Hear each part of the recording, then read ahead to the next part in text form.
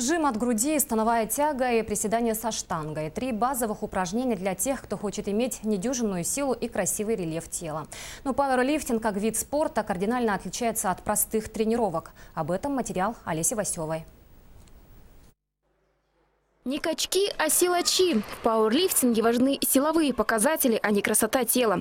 Некоторых участников соревнований по силовому троеборью «Ленский богатырь» по внешним характеристикам сложно назвать настоящим богатырем. Но смело заказанные веса ими поднимаются легко.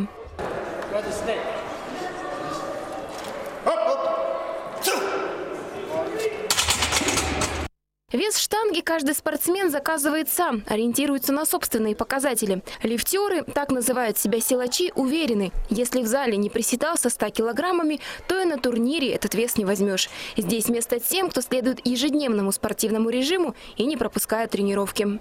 Режим обязательно, потому что без режима, соответственно, ты не сможешь восстановиться, если не будешь спать как положено, тренироваться как положено, режим питания должен быть. Чтобы поднимать большой вес, не обязательно быть большим. На этом турнире спортсменов разделили на 4 весовые категории. До 70, 80, до 90 килограмм и свыше. Последняя категория – настоящие тяжеловесы. И веса брали просто нереальные – свыше 200 килограмм.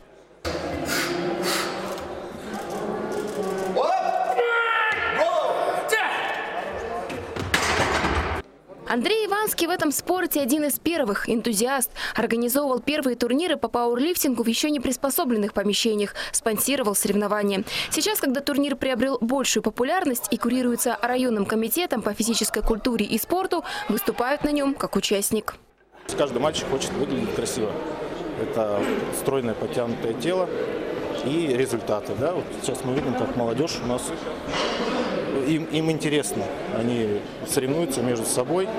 Рекордам способствует отличная тренировочная база. Сейчас в городе 2 современных тренажерных зала. И желающих заниматься уже больше, чем они могут принять. Олеся Васева, Виталий Андреев, телеканал «Алмазный край».